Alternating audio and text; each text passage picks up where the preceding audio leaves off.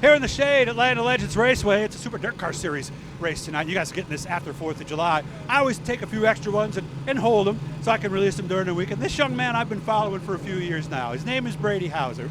He's on YouTube just like I am. His page is called Out of the Fast Lane, and I think he does a lot of different people. He's at a lot of different, I see with Kyle Larson, I see with other people. First of all, how you doing, Brady? Well, I'm back to 100% health. 3.5 hour trip here, but I'm doing pretty good. I'm happy to be here. Where do you come from? Capital Region? I'm coming from down by Fonda Speedway, so it's a good 3.5 hour trip. But okay. Yeah. So tell me about Out of the Fast Lane. What is your goals? What's your mission statement? What do you want to do? Well, not really, just kind of be a role model for kids is mainly my main thing. Just having kids looking up to me every day, because I grew up with autism and I didn't know that. I'm doing stickers right now, which I'll talk about that in a minute. But I grew up with autism awareness, so I've struggled through high school and all that, and I know what kids are going through. So to do all this and kind of like inspire some of those kids that are looking just for something to like kind of spark them is kind of where I'm like my goal.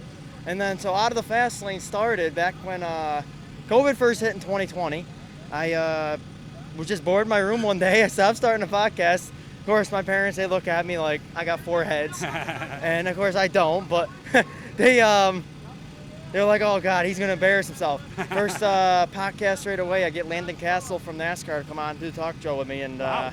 kind of took off from there. And I got to interview quite a few drivers from around the Northeast. They picked up an internship with Dirt Track Digest. No longer with them right now, but I did pick up that and did that for a couple of years. Got to learn some of the kind of the rooks of being a broadcaster in media. And more recently announcing at Royal Mountain Supercross each and every week. Nice. And I also been filling in for CRSA and Patriot Sprint Tour when I can. Where would you like to be somewhere down the road?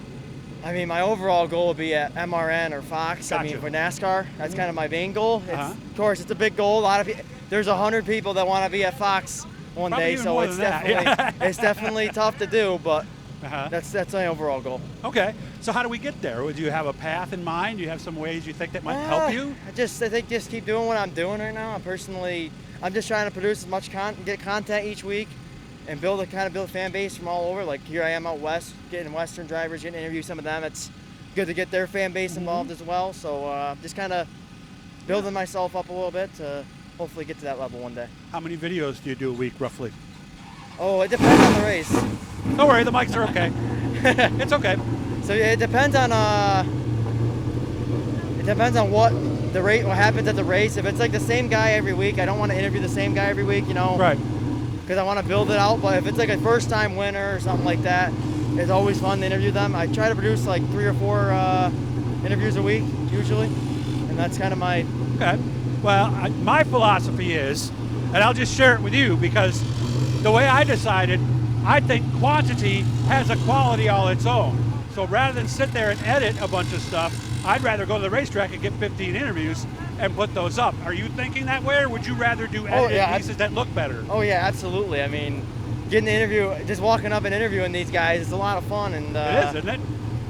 That's actually definitely the main goal, getting 15 or plus interviews. So yeah, I agree with that. All right. Sure. All right. Well, anything I can ever do to help you, please. And again, guys, go to his YouTube channel. I endorse this. I've seen his stuff. He's really good, okay?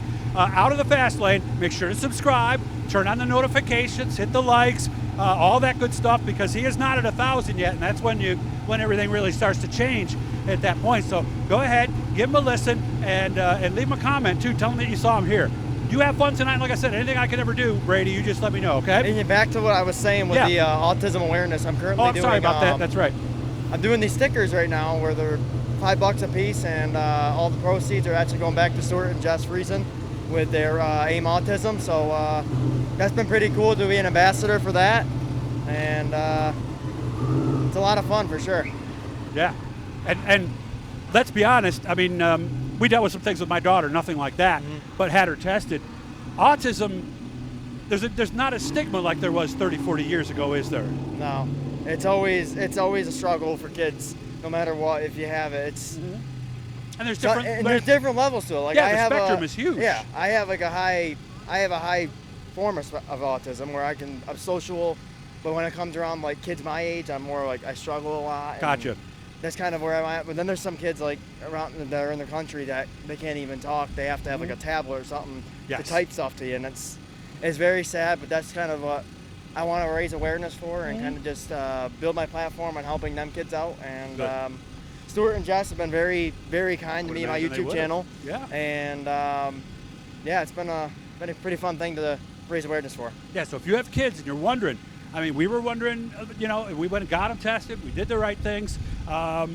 It's not the, I don't want to say death sentence, but it's not what it used to be back when, like, I was a kid, and I'm 61. So don't be afraid. The schools do great with that stuff, and I'm sure they helped you a lot. So Good luck. I'm glad you're doing well. And like I said, anything I can do to help you, again, Out of the Fast Lane on YouTube. Guys, go there, subscribe. You're doing some good work, man. Between him and I, you'll know everything that's going on. Thank nice you, to see you, Brady. Appreciate it.